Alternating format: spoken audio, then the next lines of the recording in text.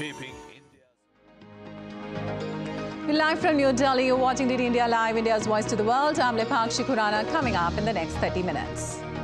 US President Biden speaks with Israeli PM Netanyahu, discusses Israeli military's objectives in Gaza and importance of securing the release of all remaining hostages. India's swift action after attack on merchant ship sends ships to rescue vessel with 20 Indians. Amid widespread protest, Argentina president calls to hold special session over economic reforms. In women's cricket, resilient Australia fights back, but India still on top going into the final day in the one-off test.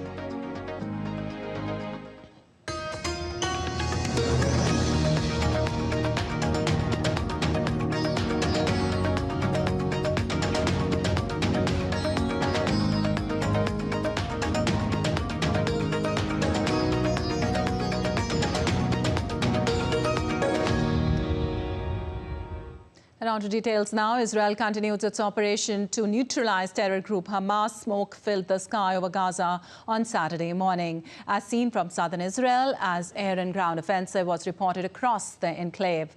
Israel says 154 of its soldiers have been killed during this operation against Hamas terror group since it launched its ground incursion on the 20th of October. Well, as per the White House, US President Joe Biden spoke with Israeli Prime Minister Benjamin Netanyahu on Saturday to discuss the situation in Israel and Gaza. Biden said he did not ask Israeli Prime Minister Benjamin Netanyahu for a ceasefire in a long call the two leaders had on Saturday. Well, protests continued in Israel's Tel Aviv, demanding release of hostages held by terror group Hamas. The protesters gathered at Tel Aviv's Hostages Square. The demonstrations were only a short walk apart, and many protesters took part into protest as they shared similar sentiments of the safe release of hostages. Well, Israel's defense ministry has released a video on Saturday which shows Israeli Defense Minister Yoav Gallant and Emergency Minister Benny Gantz visiting troops deployed in northern Gaza. Israel is battling Hamas terrorists in its fight against terrorism. Also, the Israeli Defense Forces have said that in the early hours on Sunday that a number of launches were identified crossing from Lebanon towards various areas in northern Israel, to which the IDF engaged in retaliatory fire and struck the sources of fire. Throughout Saturday, IDF artillery struck a number of areas in Lebanon. IDF fighter jets struck a military command center belonging to the Hezbollah terrorist organization. Due to the launches fired from Lebanon towards Manara, an IDF soldier in reserves was moderately injured from the shrapnel.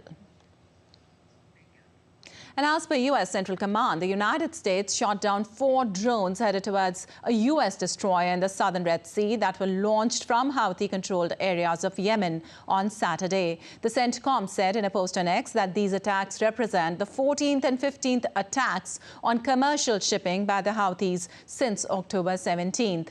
The Iran-aligned Houthis, who control much of Yemen, have disrupted world trade for weeks, with attacks on ships passing through the Bab-el-Mandab Strait at the southern end of the Red Sea, in what they say is a response to Israel's operation against terror group Hamas in Gaza. And former TV journalist Yekaterina Dontsova, who announced that she would go against President Vladimir Putin, was disqualified on Saturday as a candidate for Russia's next presidential election.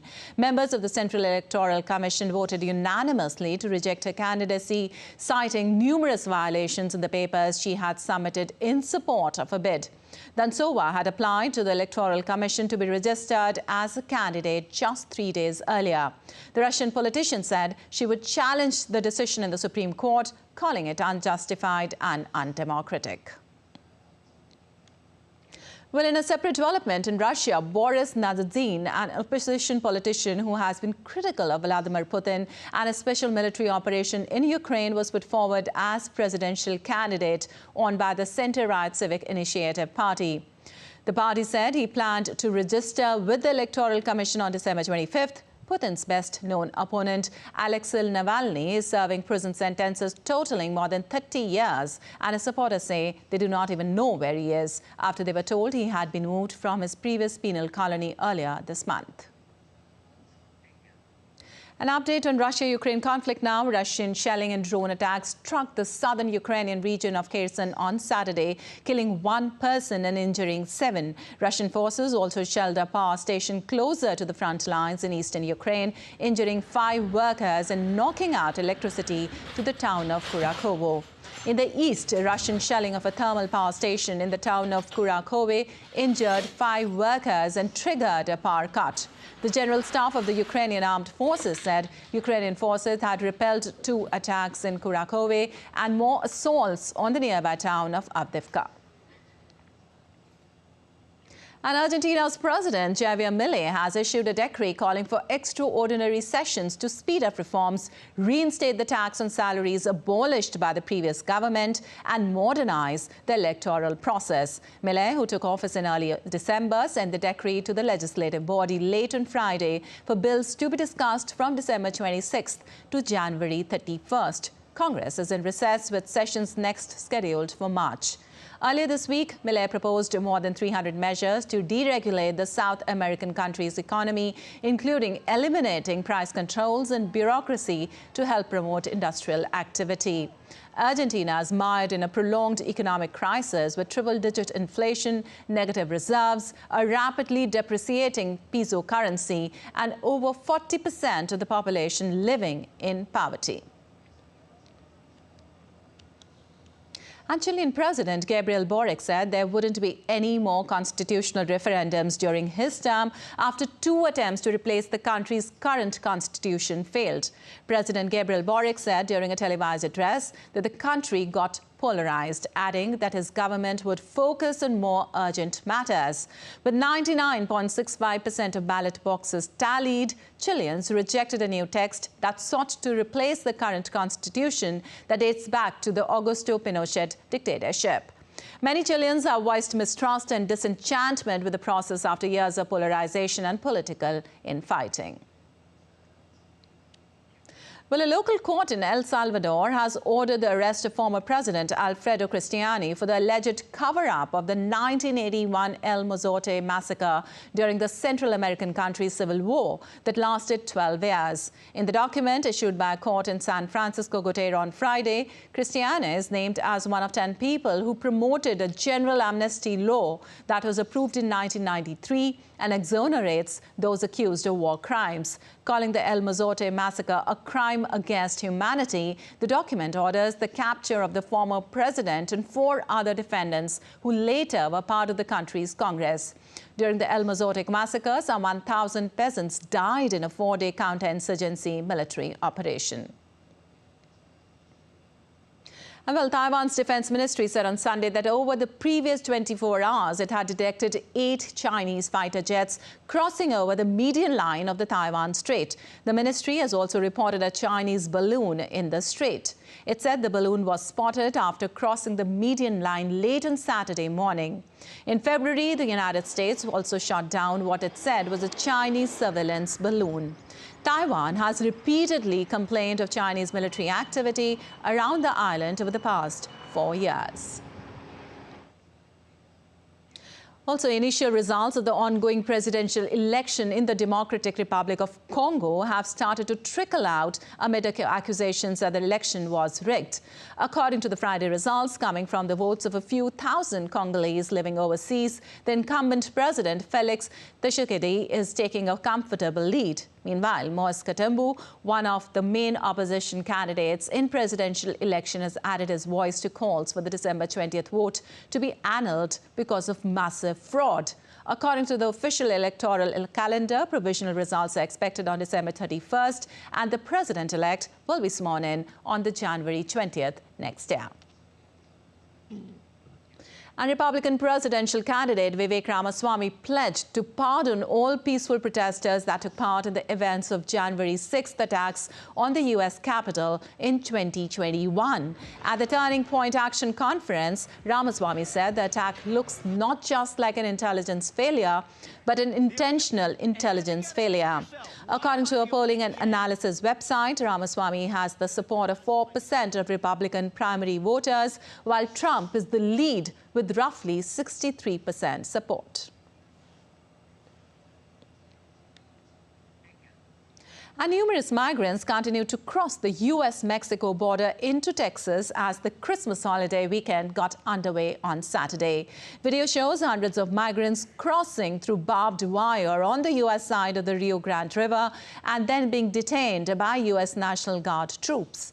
Mexico's President Andrés Manuel López Obrador announced on Friday that his government will strengthen its efforts to control immigration as it seeks to assist the United States in dealing with an unprecedented surge of migrants attempting to cross its borders. The announcement comes after he spoke with U.S. President Joe Biden, during which the two leaders agreed that more border enforcement is necessary as the surge of migrants disrupts cross-border commerce.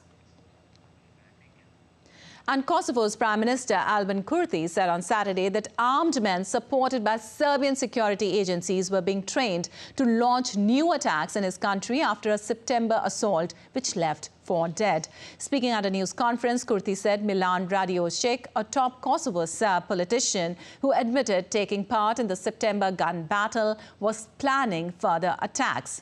Peter Petkovic, head of Serbia's Government Office for Kosovo, said Kurti's allegations were false. Prosecutors in Kosovo has issued an international warrant for the arrest of Kosovo's Serb politician Radiosic and 30 others believed to be hiding in Serbia. And back home, India's External Affairs Minister Dr. S. Jaishankar has expressed grief over the passing of Ambassador Hans Dannenberg of Dominican Republic. He has posted on social media platform X, and I quote him, "Deeply grieved to learn of the passing away of Ambassador Hans Dannenberg of the Dominican Republic. He was an extraordinary friend of India and of so many of us personally. His tenure as the Dean of the Diplomatic Corps in New Delhi is fondly remembered by those who served then. He personally built Dominican Republic's relationship with India and took it to great political and economic heights. Our condolences to his family," unquote. Well, the Burundi government said that gunmen killed at least 20 people and wounded 9 others near Burundi's western border with the Democratic Republic of Congo on Friday. The attack is claimed by the Red Tabara rebel group on social media platform X. The people killed in the incident involved children, pregnant women, and a police officer. Red Tabara has been battling Burundi's government from bases in eastern Congo since 2015. It is also claimed to attack country's international airport in September. And with weather extremities gripping the world, large swaths of Australia on Sunday sweated through heatwave conditions as authorities warned of a high bushfire risk in many parts of the country's vast Western Australia state. The nation's weather forecaster on Sunday issued heatwave alerts for the state and neighbouring Northern Territory, warning temperatures in some regions could hit around 45 degrees Celsius. In Western Australia, more than 20 bushfires were burning on Sunday. State authorities on Sunday warned of a high fire danger for many parts of Western Australia. And weather in Hong Kong became even more chilly as residents faced a combination of cold temperatures and occasional showers. Urban areas recorded temperatures as low as 6 degrees Celsius Saturday morning. Tai Mo Shan, the highest peak in Hong Kong, saw temperatures drop below freezing point to minus 0.6 degrees. The observatory issued a special notice for motorists and pedestrians to be careful of slippery grounds in elevated areas owing to possible ice formations. Residents are reminded to avoid staying on high ground and open areas for extended periods of time. The chilly weather is forecast to continue throughout the Christmas holidays. And rising sea levels are threatening Nigeria's coastal communities. In the southwestern town of Etoro, more than 80% of people have left their homes. Initially, the town was several kilometers away from sea, but in the past 2 decades, it has been gradually invaded by sea water. Once a home to over 30,000, the town is now left with a mere 5,000 people.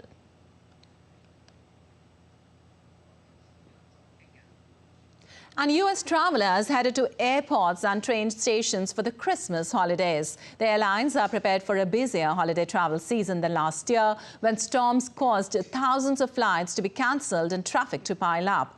According to the American Automobile Association, at least 115 million people will drive 50 miles or more during the holiday season till January 2nd next year. This indicates a 2.2% increase in domestic travelers over last year's holiday season and the second highest year-end travel projection since 2000. And still to come on this edition of DD India Live. Floodwater starts receding in the southern Indian state of Tamil Nadu. India's Christmas traditions are unique from Kerala to Meghalaya.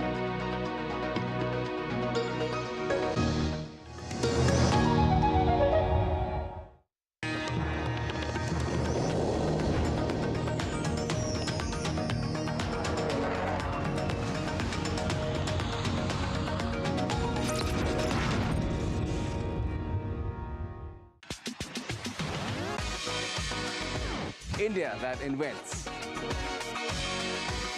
India that innovates. India that excites.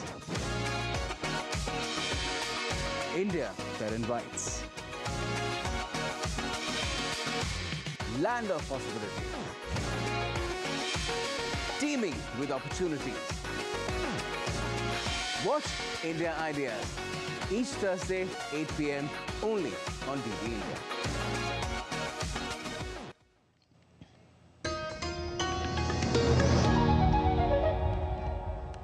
Welcome back. You're watching DD India Live. I'm Dipakshi Kuran, and moving on. The merchant ship MV Chem Pluto was reportedly attacked by a suspected drone strike on aerial platform in the Arabian Sea. The ship caught the fire after the attack. The Indian Coast Guard ship ICGS Vikram, deployed on patrol of the Indian Exclusive Economic Zone, rescues the merchant vessel. The vessel was carrying chemicals from Saudi Arabia's Jubail port to Mangalore, India. After the rescue by Indian Coast Guard, the vessel has started moving towards Indian city of Mumbai and will reach the coast by early hours of 25th of December. All crew members are safe, which includes around 20 Indians. Indian Coast Guard is escorting the ship during its passage. And flood water starts receding in the southern Indian state of Tamil Nadu. Drone footage shows restored flow of water in river, but water logging in residential areas still persists. Over 150,000 acres of farmlands, including horticulture crops, have been destroyed in several districts across the state. India's Finance Minister Nirmala Sitharaman informed that the central government has chalked a comprehensive support mechanism for the relief operations. The relief and rescue operation continues. Mi-17V5 and ALH Dhruv of the Indian Air Force have airdropped over 11 tons of relief materials in 12 different places.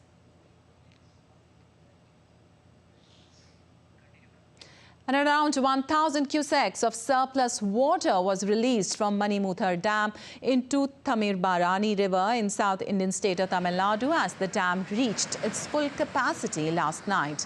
The total capacity of Manimuthar Dam in Tirunelveli is 5,511 million cubic feet, while its maximum storage capacity is 118 feet. Heavy rains pounded the state over the last few days, which caused flooding in the region. And in the Indian Union Territory of Jammu and Kashmir, the army on Saturday announced full support and cooperation in investigations in the death of 3 civilians in a terror attack in Poonch. 4 Indian soldiers were martyred and 2 others were injured, while the administration announced compensation and jobs for dependents of the deceased. Mobile internet services were shut down in twin border districts of Rajouri and Poonch, even as the situation remained peaceful.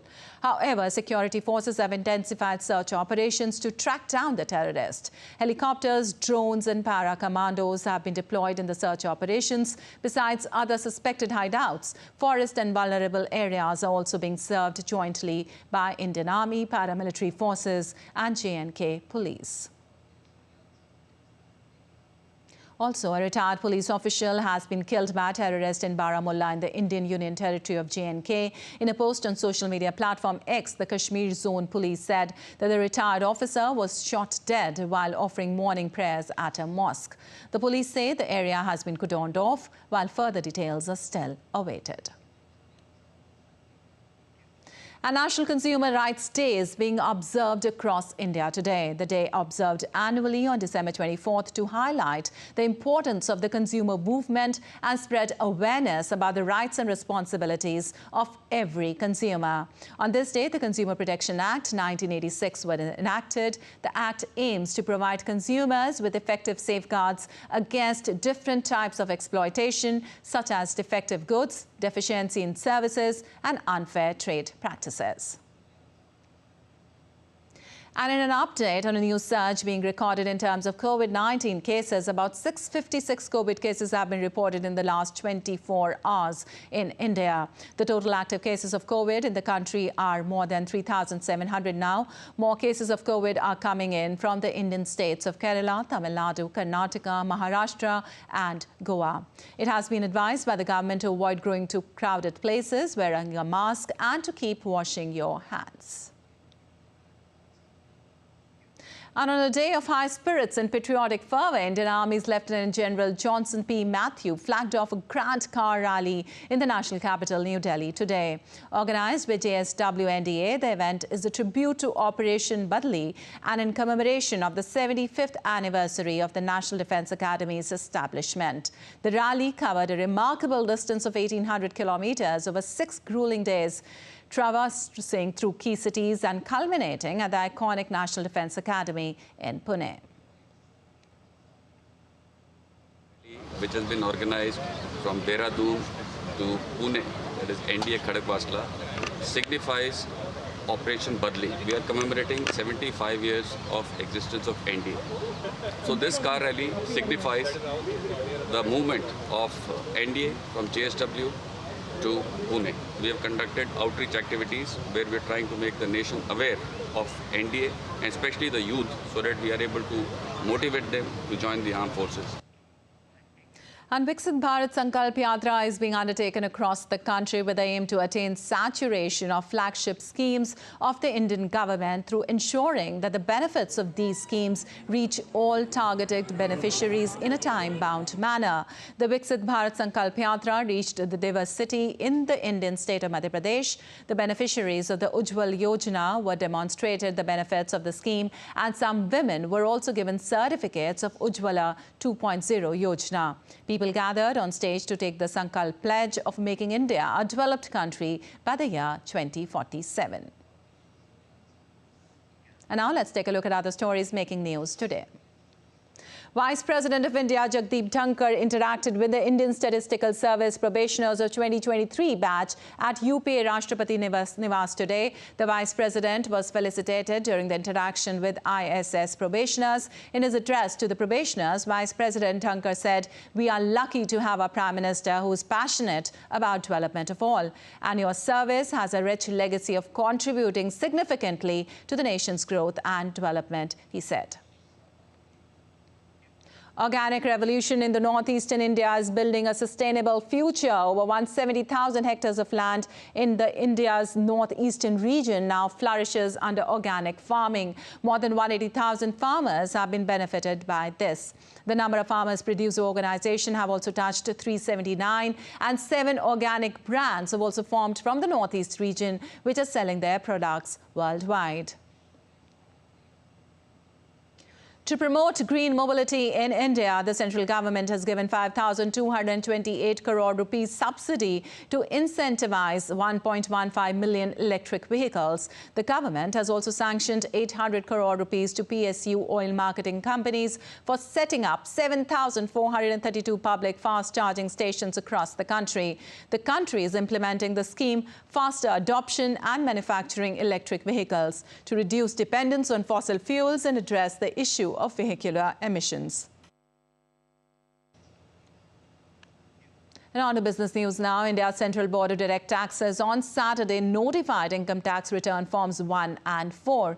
In a post on X platform, the Income Tax Department announced that the board has notified ITR forms 1 and 4. The post also highlighted that the other ITR forms will be released in the due course.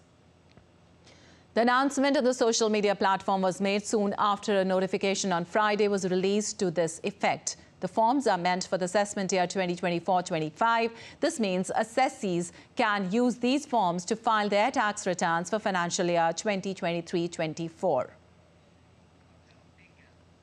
You're watching DD India News Hour. Time now for some sports news. The Wrestling Federation of India has been instructed to suspend all its activities till further orders on Sunday. The suspension comes after newly elected President Sanjay Singh announced that under-15 and under-20 nationals for wrestling will take place in the northern state of Uttar Pradesh before the end of this year. And Tottenham Hotspur ended Everton's excellent Premier League run with a typically entertaining high-risk reward 2-1 home victory on Saturday that capped their own impressive December and took them back into the top 4. Everton had won their previous 4 league games without conceding a goal, but their former striker Richarlison breached that defensive wall with a neat finish after 9 minutes, and Song Heung-min bundled in the second 9 minutes later as Spurs roared out of the blocks. Andre Gomes took score for Everton, but Spurs managed to survive further scares to secure their 3rd win in a row following a 5-game winless run that lifted them above champions Manchester City into the 4th place. And in badminton, 25-year-old Chirag Sen fought off a strong challenge from Kiran George, securing a 21-18, 21-18 victory as he advanced into the men's singles final of the 85th Senior National Badminton Championships 2023 in Guwahati on Saturday. He now faced Tarun M, who defeated Bharat Raghav 21-11, 16-21 and 21-19 in a closely contested match. All final matches are scheduled to be played on Sunday. And a night before Christmas Eve, fans in Berlin filled the FC Union Soccer Stadium with candlelight and sang Christmas carols. The annual Christmas sing-along has been going strong since 2003, when a handful of fans illegally entered the stadium with beverages and cookies and sang a few songs. The event grew bigger each year, with about 28,000 people attending each year since 2015 and lifting the roof off the sold-out stadium. The songs are a mixture of well-known Christmas staples like Silent Night and football songs. Over the years, other clubs in the German Soccer League, Bundesliga, have started their own Christmas sing-alongs, which are also hugely popular and attended by thousands.